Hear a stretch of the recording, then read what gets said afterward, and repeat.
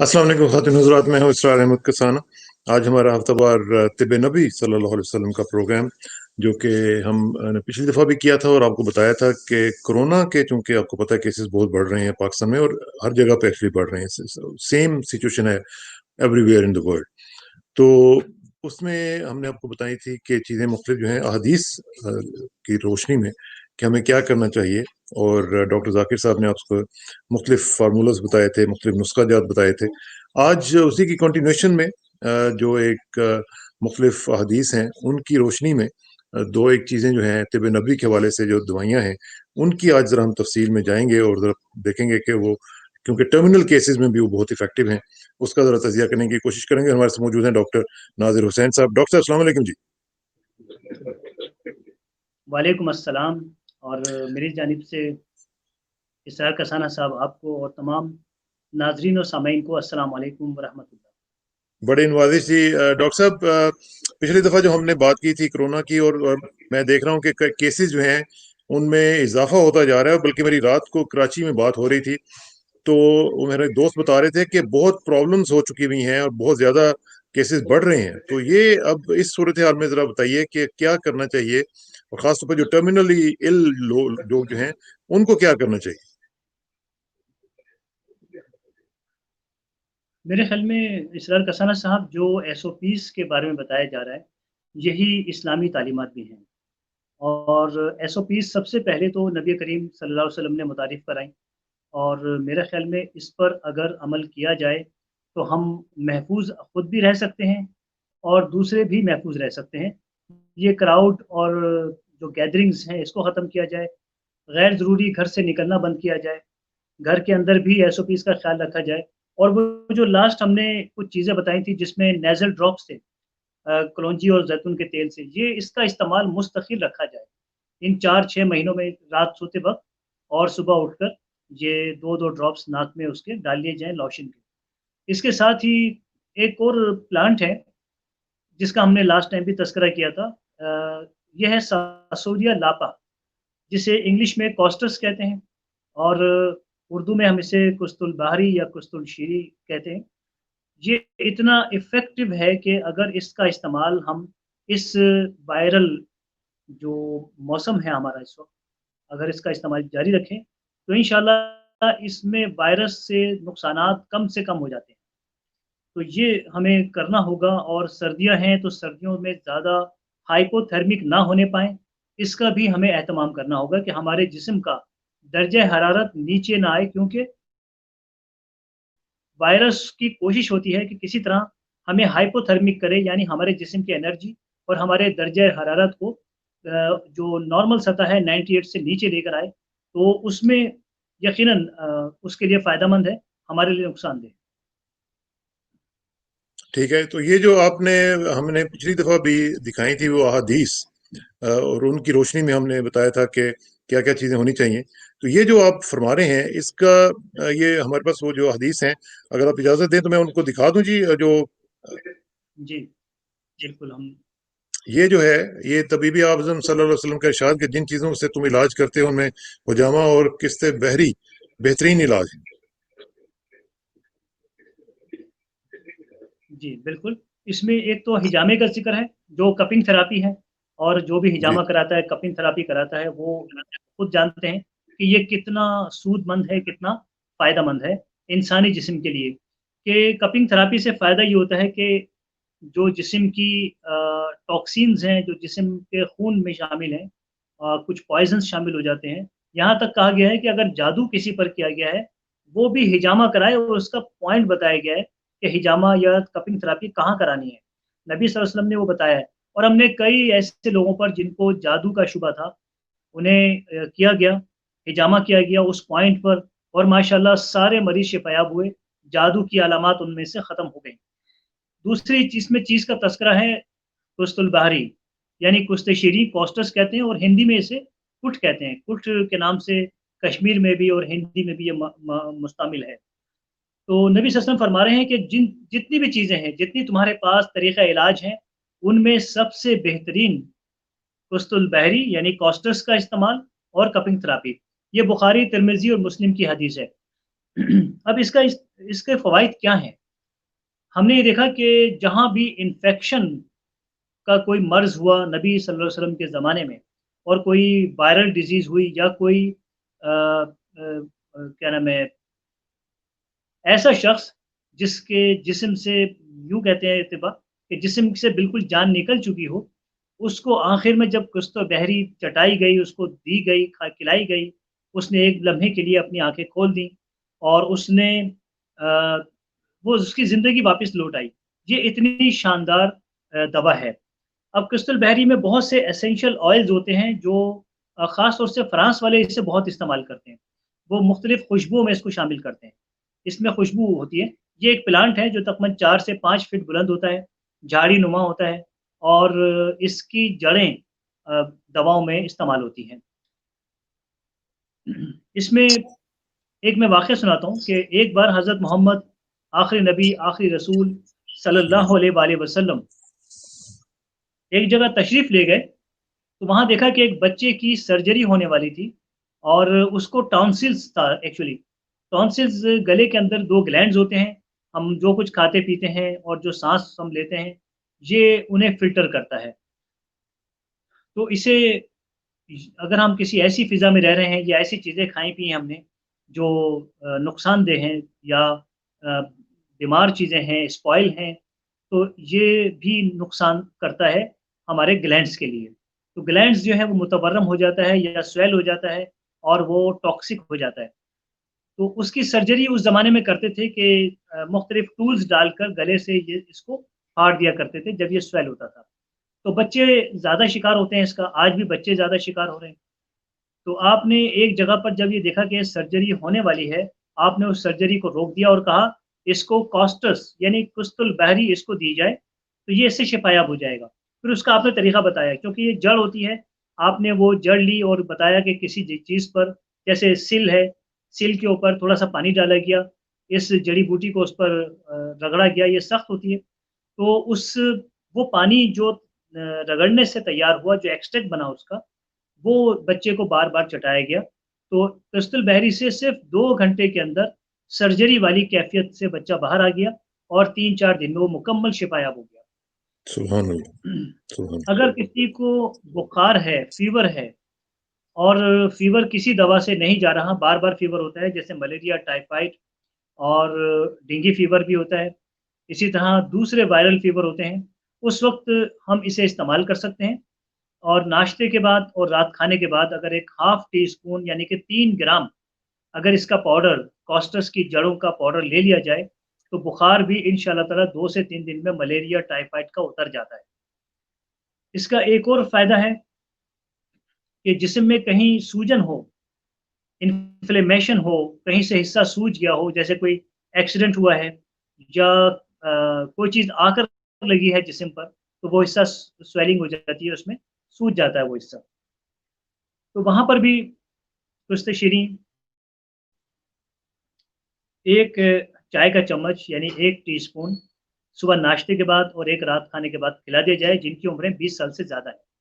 20 साल से कम उम्र 10 साल तक के बच्चों को ये आधा चम्मच दिया जाए और 10 साल से कम बच्चों को ये 1 ग्राम या 1 चुटकी उनको खिला दी जाए नाश्ते के बाद, रात खाने के बाद। इसमें एक एहतियात करनी है कि खाली पेट इसको ना खाया जाए वरना शदीद पेट का दर्द होता है। अच्छा ये इतनी सस्ती है कि बहुत कम दाम में ये इंडिया, पाकिस्तान, बांग्लादेश में ये फ़रोख्त जो हमारे पंसारी वाले होते हैं, पंसारी जहाँ जड़ी-बूटियाँ मिलती हैं, ये उनके यहाँ बआसानी मिल जाती है।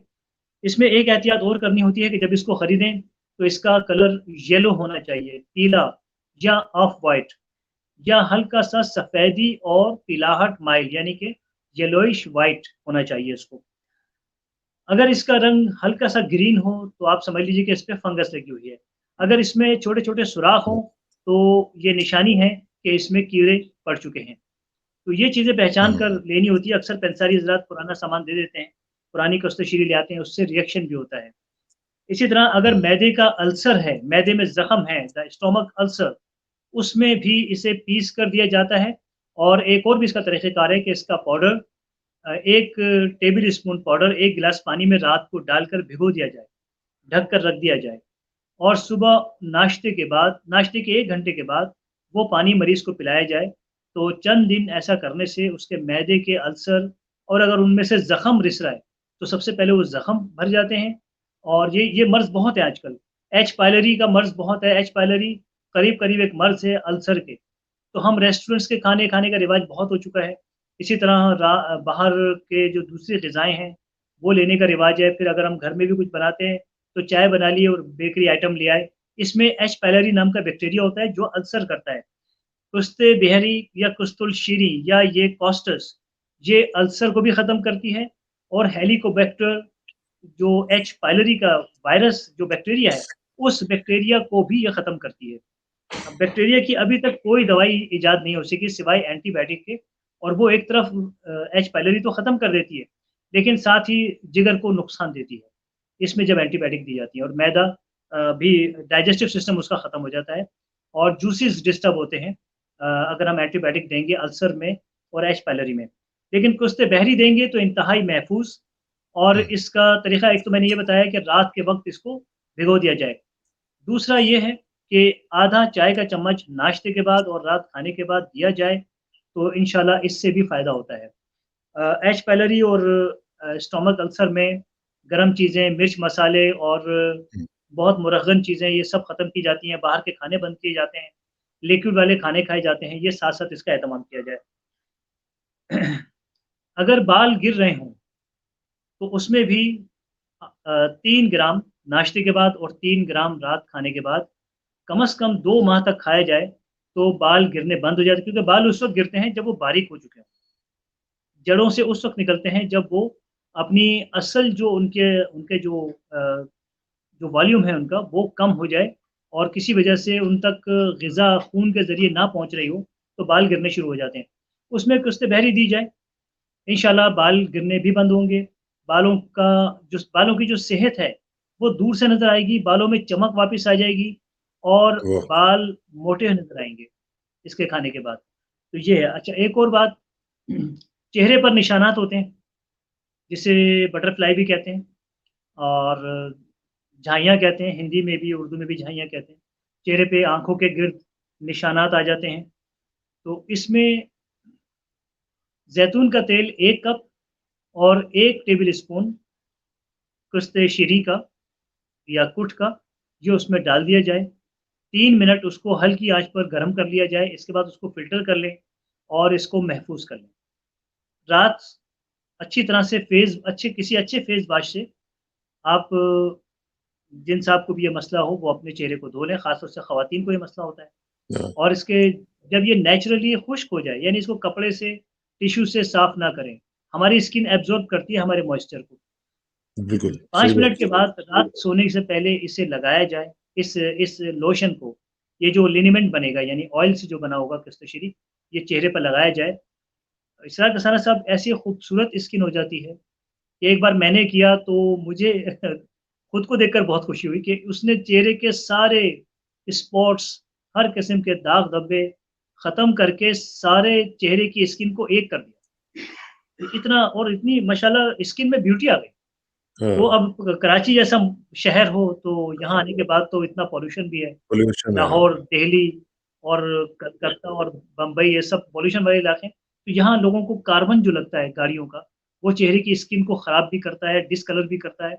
तो ऐसे लोग रात में इसे इस्तेमाल करें। इसके साथ अगर जैसे ख़वातीन को अगर झाइयों का मर्ज़ है यानी कि बटरफ्लाइज़ हैं चेहरे पर, तो वो खजूरों का इस्तेमाल ज़रूर करें। अगर उनका वज़न कम है, तो 5 खजूरें, 1 खीरा साथ में ले लें, दोपहर के वक़्त में। और अगर वज़न ज़्यादा है, तो 3 खजूरें नाश्ते के अंदर या डिनर में भी ले सकती हैं।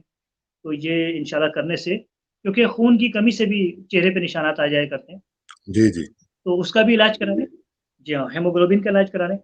इसी तरह पिस्ते शीरी के बहुत से फ़वाइद हैं और इसमें एक फ़ायदा हम अब ज़िक्र करना चाहेंगे कि अगर किसी को लीवर ट्रांसप्लांट कराना हो और इस हद तक बात पहुँच चुकी हो, तो मैं उनको ये मशवरा दूँगा कि एक बार ये कॉस्टस को मौका ज़रूर दें। इसको ज़रूर इससे इलाज करें। अक्सर लोगों के केसेज़ महफ़ूज़ रहे, वो जो ट्रांसप्लांट कराने वाले थे। उससे वो महफूज रहे और अल्लाह ताला ने इसी से शिफा दे दी उनको। इसका तरीका ये होगा कि कॉस्टस यानी कुस्तेशीरी का पाउडर 100 ग्राम और इसमें 20 ग्राम कासनी यानी सिकोरियम इसका पाउडर मिला लिया जाए। सिकोरियम के बारे में नबी सल्लल्लाहु अलैहि वसल्लम ने इरशाद फरमाया कि जिसका मफ़हूम है कि इस पर जन्नत के पानी के कतरे आके गिरते हैं। तो इसकी इफ़ादत आप समझ लें कि दुनिया में कोई ऐसी चीज़ नहीं जहाँ जन्नत के पानी के कतरे आके गिरें, लेकिन कासनी पर यानी सिकोरियम पर ये माशाल्लाह जन्नत के पानी के कतरे आते हैं। तो क्या बात! 20 ग्राम कासनी मिलाकर इन दोनों को अच्छी तरह मिक्स कीजिए और 1 टीस्पून नाश्ते के बाद, 1 टीस्पून रात खाने के बाद इस्तेमाल कीजिए। आप देखेंगे कि लीवर ट्रांसप्लांट के खतरात और इमरजेंसी की जो कैफ़ियत है, वो उससे आप वापस आ जाएँगे। फिर अपने डॉक्टर से वो अद्वियात लीजिए जो आपको दी जा रही थी, उन्हें साथ रखिए। ग़िज़ा और परहेज़ कीजिए जो कि हर ट्रांसप्लांट और लीवर डिज़ीज़ वाले को मालूम होता है कि क्या परहेज़ करना है। नमक, तेल और तमाम गरम अशिया इससे परहेज़ की जाती है, पानी ज़्यादा पिया जाता है। तो इसके बाद एक और चीज़ है कैंसर।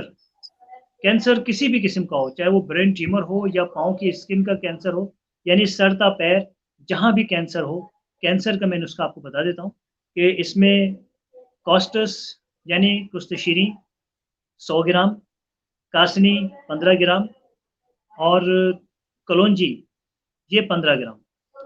इसमें अगर एक शख़्स कॉन्स्टिपेशन अगर रहता है कैंसर वाले को, तो इसमें 15 ग्राम सना मक्की यानी कि सेना, वो मिला ली जाए। तो ये एक इतना शानदार नुस्ख़ा तैयार हुआ है और जहाँ पर अगर मेथी दाना मिलता हो, तो इसमें 20 ग्राम मेथी दाना शामिल कर दीजिए। तो इंशाअल्लाह ताला आप देखेंगे कि एक सबसे बड़ा फ़ायदा कैंसर वाले को इसका क्या होगा कि जहाँ तक कैंसर पहुँच गया था, वहीं रुक जाएगा। ये अब तक मैं कई हज़ार मरीज़ों को ये दे चुका हूँ और ये इतना सस्ता नुस्ख़ा है कि ये 500-600 रुपए में तैयार हो जाता है 1 तो महीने उसके के लिए। रिज़ल्ट्स कैसे आए हैं डॉक्टर साहब? अच्छे रिज़ल्ट्स आए हैं?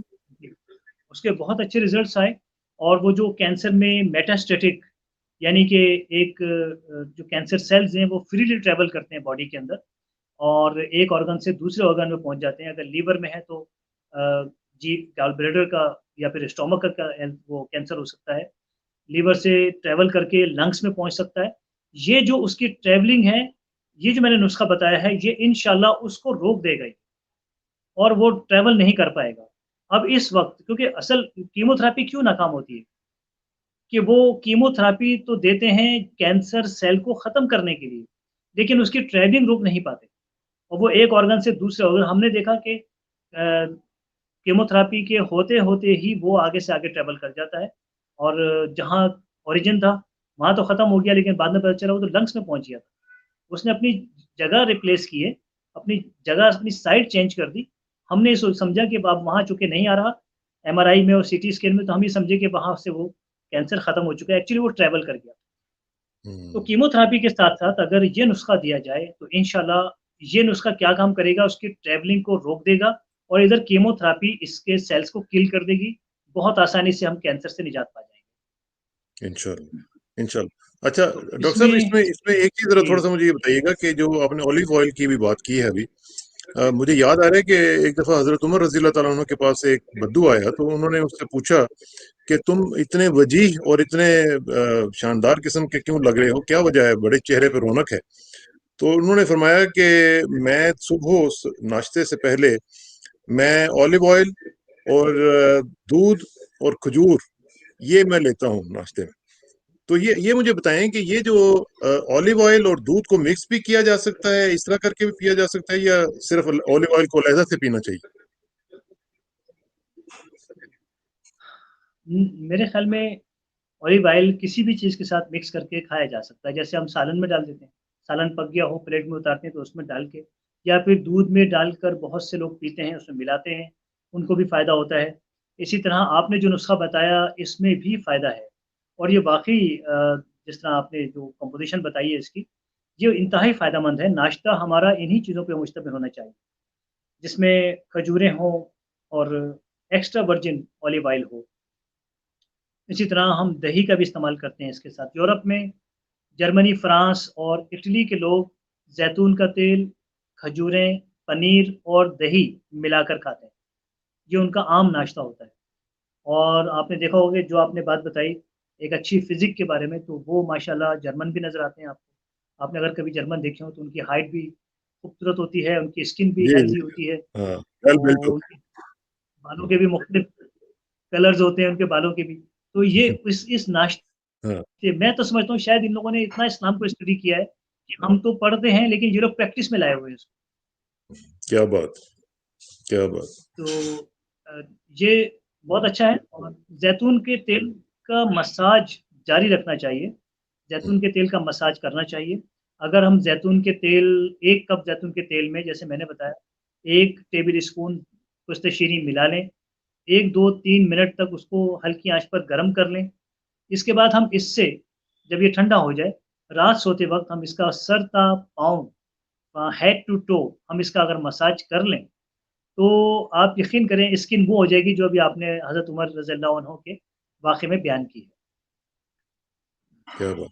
अच्छा डॉक्टर साहब एक और चीज़, वो आज ही के हवाले से क्योंकि मेरी कुछ लोगों से बात हुई जिनको कोरोना हुआ हुआ है जी, पाकिस्तान में ही, तो मैंने देखा कि उनके अंदर नकाहत बहुत ज़्यादा मुझे फ़ील हुई, बात करने से ही फ़ील हो जाती है।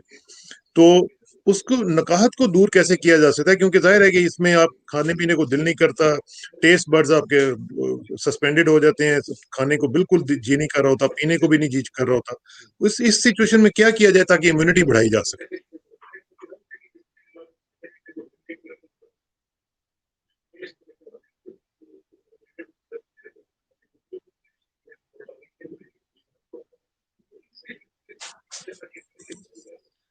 जी, इम्यूनिटी में इज़ाफ़े के लिए उन्हें चाहिए कि वो एक इम्यूनिटी में एक और इश्यू आता है इन इन वायरस के जो साइड इफ़ेक्ट्स हैं, वो ये कि भूख ख़त्म हो जाती है और ज़ायक़ा ख़राब हो जाता है। अगर आपको हल्की-सी भूख लगी, आपने जैसे ही लुक़मा मुँह में रखा, ज़ुबान पे उसका वो टेस्ट नहीं आया जिस्म ने अपना एक टेस्ट उसको ज़ुबान को दिया। तो इससे भी भूख चूँकि नहीं लगती, खाना नहीं खाया जाता तो कमज़ोरी आती है। ऐसे में वो अपने ट्रेडिशनल खाने ना खाएँ। वो कम्पलान या इस तरह की जो दूसरे फूड सप्लीमेंट्स हैं, उनका इस्तेमाल रखें, क्योंकि ये चीज़ें बुखार में भी आपको अच्छा ज़ायक़ा देती हैं।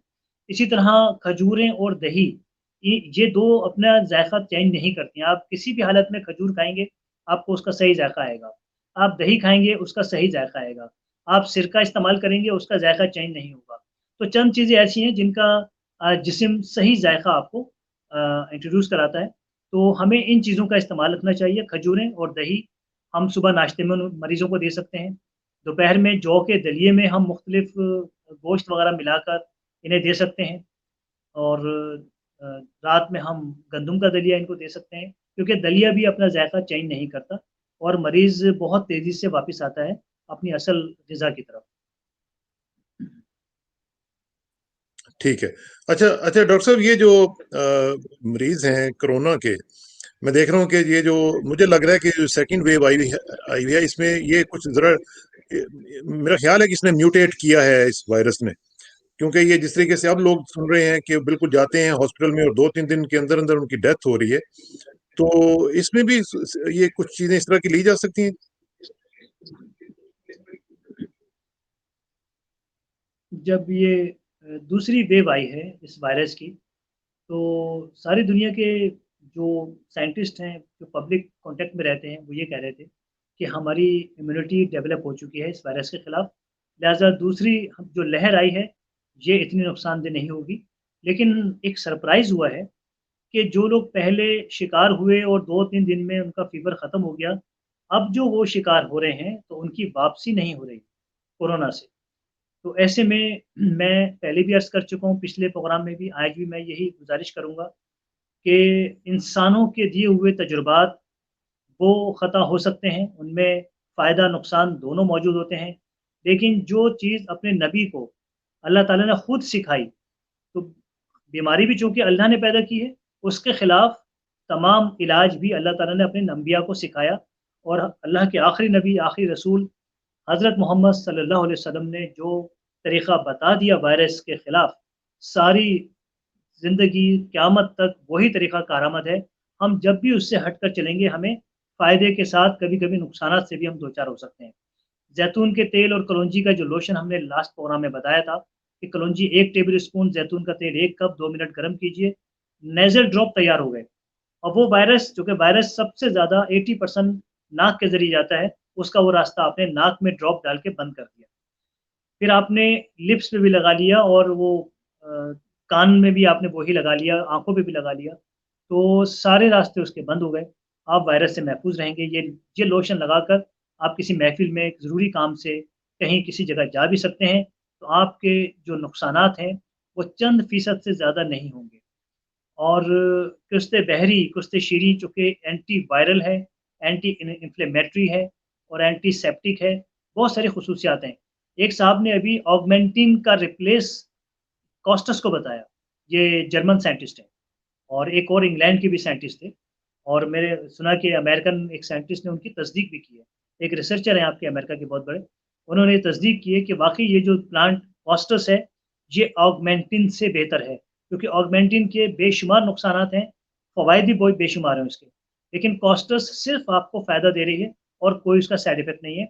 ऑगमेंटिन भी हम इन मामलात में इस्तेमाल करते हैं, तो मेरा मशवरा यही है कि कॉस्टस को मौका दिया जाए, कलौंजी और ज़ैतून का तेल इस्तेमाल किया जाए और इम्यूनिटी डेवलप करने के लिए आज मैं एक चीज़ बताता हूँ आपको, आपके अमेरिका में बहुत मिल जाती है और वो है रॉयल जेली। रॉयल जेली शहद की मक्खी का जो छत्ता होता है, उसमें 5-6 मुख्तलिफ़ मेडिसिन मौजूद होती हैं या मुख्तलिफ़ एंज़ाइम्स होते हैं उनके, जिनमें से एक तो शहद है, जो शहद की मक्खियाँ तैयार करती हैं, दूसरा प्रोपोलिस, शहद का जो छत्ता है वो बिल्कुल व्हाइट कलर का होता है।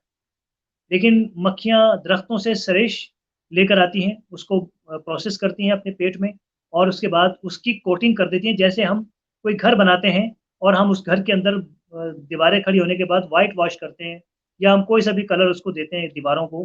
मक्खियों को भी इस चीज़ का बहुत ज़्यादा ये हम इंसानों से भी पहले से ये काम कर रही हैं। वो अपने छत्ते को yellow, of white, brown, dark brown ये 4 कलर्स अपने छत्ते को देती हैं, वहाँ के इलाके के लिहाज़ से और मौसम के लिहाज़ से। एक और चीज़ वो बनाती हैं क्योंकि उन मक्खियों में अगर वो हज़ारों मक्खियाँ हैं, तो उनकी एक कमांडर होती है, एक क्वीन बी होती है। क्वीन बाकी सारी मक्खियाँ शहद खाती हैं। वो क्वीन बी जो ग़िज़ा खाती है उसको रॉयल जेली कहते हैं।